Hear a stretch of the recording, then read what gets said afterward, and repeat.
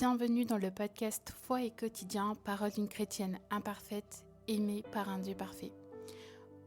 En ce moment, nous sommes en pleine semaine sainte. T'en as sûrement entendu parler, tu l'as peut-être même faite cette année, ou alors peut-être que t'as juste vu passer chez ta grand-mère des rameaux séchés et tu t'es dit, mince, qu'est-ce que c'est ça? Genre, ça sert à quoi? Et moi, je t'invite juste à faire pause et à te dire, et si cette semaine-là, la semaine sainte qu'on appelle, elle parlait de toi et elle racontait ta vie, genre la tienne, avec tes contradictions, ton espoir qui vacille, tes doutes parfois, tes mini-trahisons et ton envie d'un peu plus de Dieu et de lumière dans le chaos. Et comme d'habitude, moi qui aime l'introspection à gogo, on va faire ça ensemble avant le moment fatidique du dimanche de Pâques.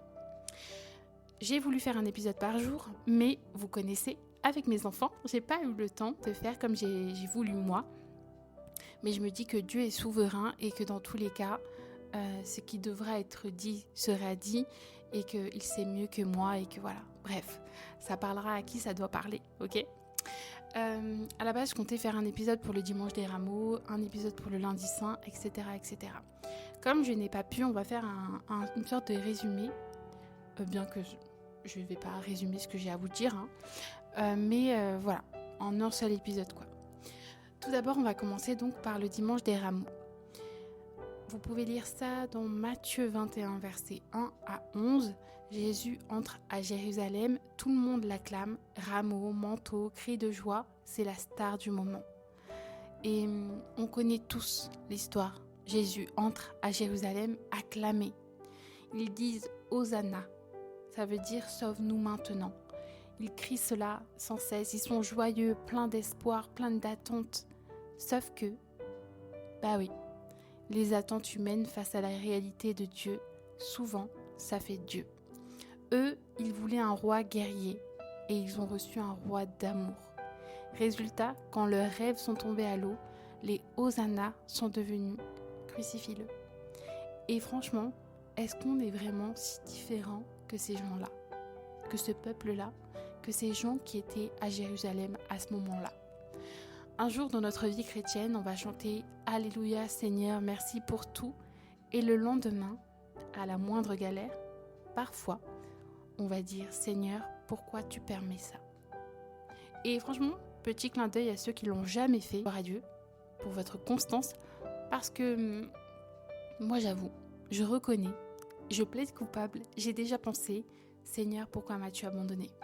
Je sais pas si j'avais déjà fait le témoignage sur ce podcast-là, mais j'ai fait un nouveau podcast avec les confidences d'une chrétienne où là je dévoile un peu plus de tout ce qui m'arrive sous forme de story time entre guillemets et où je donne ce que Dieu m'a enseigné à la fin.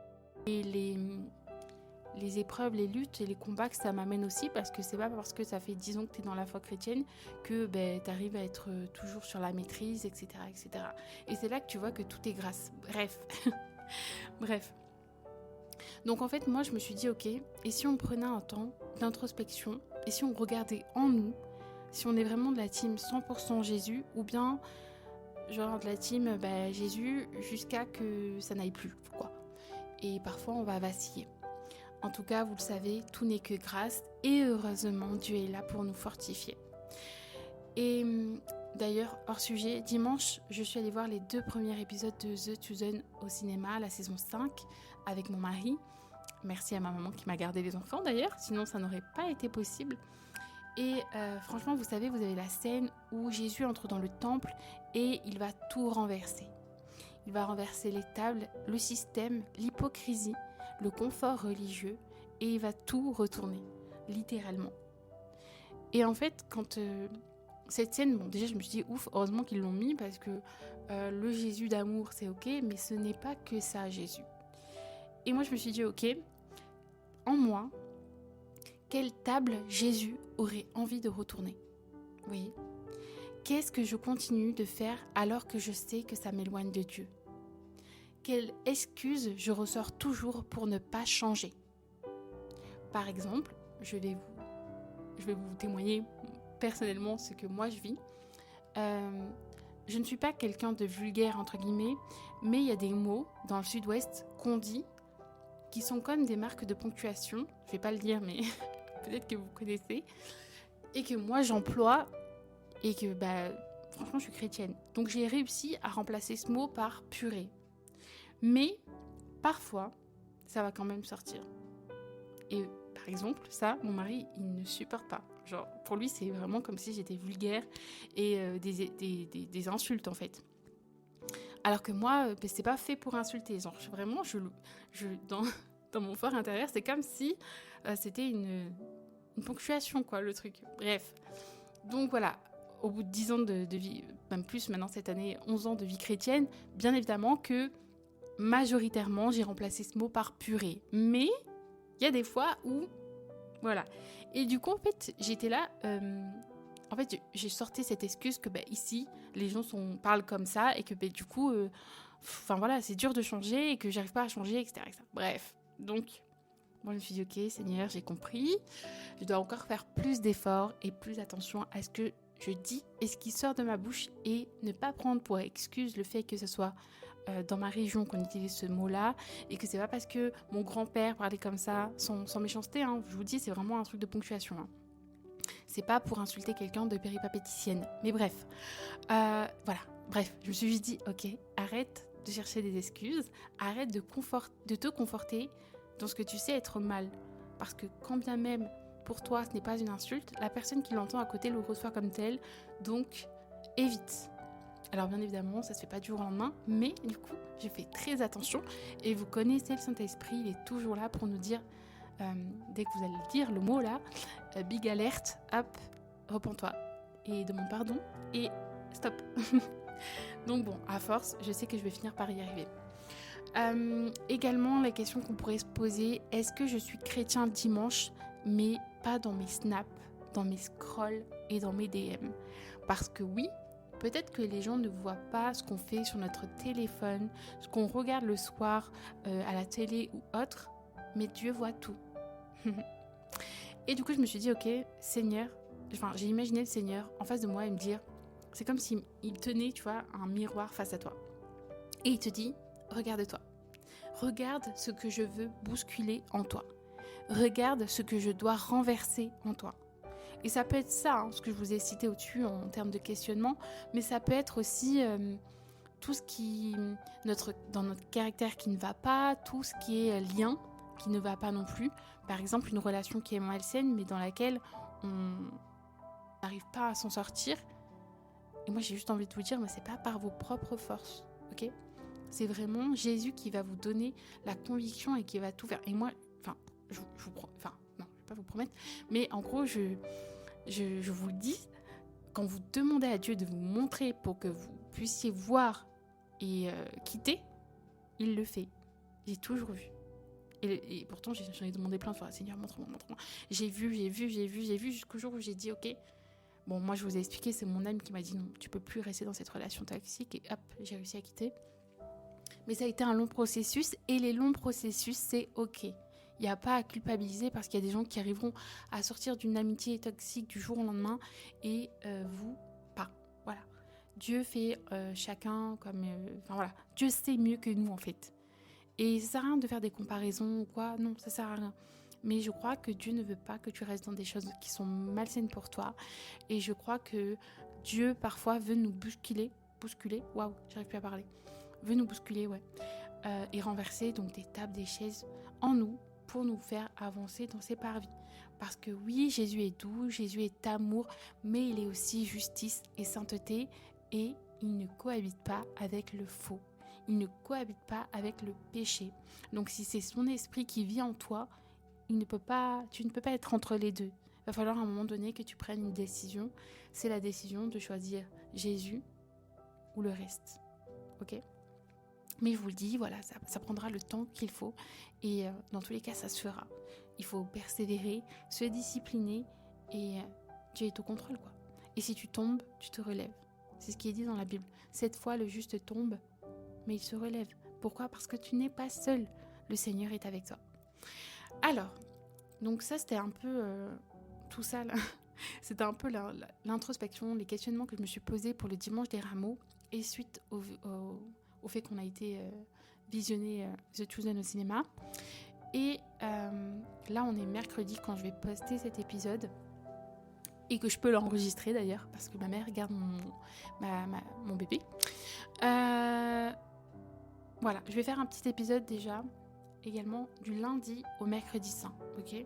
Je vais tout regrouper entre les larmes, la trahison et l'instauration de la Sainte Seine, ok ? Pour vous aiguiller un peu. Au tout début, en Jean 12 à 13, Marie va verser du parfum sur les pieds de Jésus. Et Judas, lui, il va faire une réflexion en mode pourquoi elle fait ça ? Pourquoi elle fait ça ? Son parfum, là, il vaut une fortune. On aurait pu le vendre et récupérer l'argent pour le ministère de Jésus. Et elle, qu'est-ce qu'elle fait ? Elle verse tout son parfum de haute valeur sur les pieds de Jésus. Et je crois qu'on connaît tous un Judas dans notre entourage et parfois on est peut-être même nous-mêmes le Judas. Je sais pas si c'était français ça, mais... Et en fait, Judas il est un peu toujours à se questionner sur l'argent. C'était une faille qu'il avait en lui, clairement. Comme nous on a tous nos failles en fait, lui c'était ça, l'argent. Et Judas était du style un peu à toujours tout comparer, tout compter. Vous savez, c'est un peu les... Je sais pas si vous avez vu ça sur TikTok ou des fois dans les émissions à la télé, les gens qui sont à la chasse des bons plans là et qui impriment des tickets et tout pour avoir des réductions et tout. Moi, je pense que Judas, s'il serait là aujourd'hui, ça serait une personne comme ça. Ça serait une personne qui serait près de ses sous et une personne hyper économe. Et franchement, c'est tout à son honneur, les personnes comme ça. Franchement, chapeau. Parfois, j'essaie, mais c'est beaucoup de travail en vrai. Mais voilà. Et voilà, Judas il serait un peu du genre je compte tout. Et franchement, je dis pas que c'est mal parce que y a rien de glorieux à par exemple être tous les mois à découvert sur son compte bancaire. Moi ça m'est déjà arrivé, ça m'arrive parfois et c'est pas bien. C'est comme si vous faisiez des crédits à tout va. Donc non. Et donc il m'arrive forcément de compter, de faire 15 fois dans le mois mon budget pour être sûr de ne pas dépasser, pour être sûr d'avoir assez d'argent pour payer telle ou telle chose, bref. Donc être un Judas dans ce genre-là, c'est pas un problème en soi. Mais le problème de Judas, c'est que l'argent en fait, c'était une faille en lui et ça en est devenu un idole quelque part. Et pendant que Marie va briser ce flacon de parfum, qui va aller vraiment une fortune, pour oindre Jésus, Judas, il est là en train de calculer dans sa tête, genre combien on aurait pu en tirer si on avait vendu ça sur Vinted ou sur le vide-grenier, au vide-grenier du coin, quoi. Et lui, il voit pas un acte d'adoration, un acte d'amour envers le Seigneur, mais lui, il va voir le gaspillage, en fait. Et à l'inverse, Jésus, lui, il voit que Marie est prête à tout lui donner. Vous voyez ? Jésus, il voit son cœur à Marie. Et Marie, elle a compris un truc que beaucoup ne comprennent pas. Et dans la Bible, il y a une autre histoire où il y a un homme qui veut suivre Jésus. Et Jésus lui dit, il faut que tu abandonnes toutes tes richesses en fait. Il faut que tu vendes tout et tout. Et cet homme-là ne va pas suivre Jésus parce qu'il ne va pas arriver.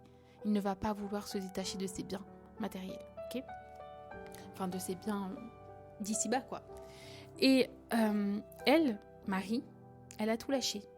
Elle n'a pas compté combien ça va aller. Elle n'a pas réfléchi à ça vaut cher, non, je vais en mettre qu'une goutte. Elle a tout lâché. Elle savait que celui qui était devant elle valait plus que tout ce qu'elle possédait. Et en fait, au début, je vous ai écrit ça dans mon canal, mais en fait, je me suis dit, vous savez là, quand on est à l'église et qu'on loue le Seigneur et qu'on chante la louange, peut-être vous la connaissez, Seigneur, je te donne tout. Et je crois que des fois, on ne se rend pas compte de l'impact des paroles que l'on est en train de proclamer. Le dimanche, tu loues le Seigneur et tu lui dis « Seigneur, je te donne tout ».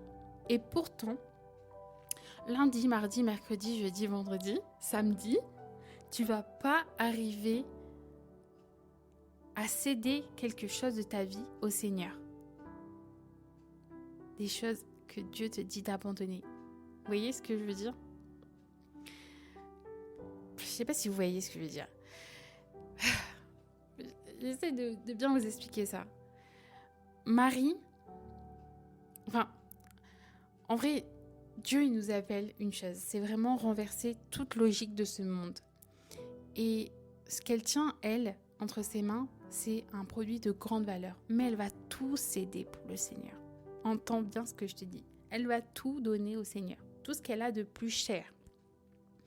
Et aujourd'hui, je ne sais pas ce que tu tiens, toi, entre tes mains et que tu ne veux pas lâcher au Seigneur. Par exemple, ça peut être ton confort, ton image, ton argent, tes projets, ton plan de vie. Par exemple, moi, une période, quand j'étais plus jeune, je pensais qu'à 18 ans, j'allais me marier, qu'à 25 ans, j'aurais 2 enfants. Et ben, j'ai dû lâcher parce qu'en fait, le plan du Seigneur, c'était pas ça pour ma vie. Et c'est ok. Mais moi, je suis une personne, j'aime beaucoup tout contrôler. Je suis très dans le contrôle. Et du coup, même pour mon plan de vie, je pensais pouvoir faire mon truc en fait. Et comme ça se passait pas forcément comme moi je le voulais, bon, ça m'attristait ou ça jouait sur moi, vous voyez. Mais en fait, maintenant avec le recul, je sais pas si c'était la vieillesse, je précise, j'ai que 30 ans, mais voilà, je me dis, ok, en fait, Seigneur, waouh, j'aurais pas pu espérer mieux en fait. Tu savais pourquoi. J'avais besoin de restauration, j'avais besoin de vivre certaines choses pour comprendre peut-être une nouvelle dimension de ton amour, enfin je sais pas. Peut-être que parce que vraiment je suis passée par l'infertilité, etc. Et je me suis dit mais toutes ces épreuves et tout, et tu comprends pas sur le coup et t'en veux. Parfois, moi pour cette épreuve-là, quand on m'a dit que par exemple mon enfant que j'allais faire une fausse couche et tout, c'est la première fois que j'en ai voulu à Dieu. Bon, après, Dieu a tout changé, ça n'a pas duré longtemps, d'où l'importance d'être bien entouré. Mais je veux dire que faut lâcher en fait. Faut savoir lâcher entre les mains de Dieu nos vies, nos plans, tous nos plans, tout ce qu'on a préparé.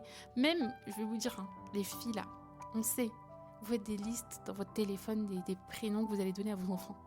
Sachez que la liste que j'avais fait avec mon mari quand on s'est rencontrés et comment mes enfants s'appellent aujourd'hui, ça n'a rien à voir. Et la liste que j'avais fait en étant célibataire avant de connaître mon mari n'a encore rien à voir, vraiment.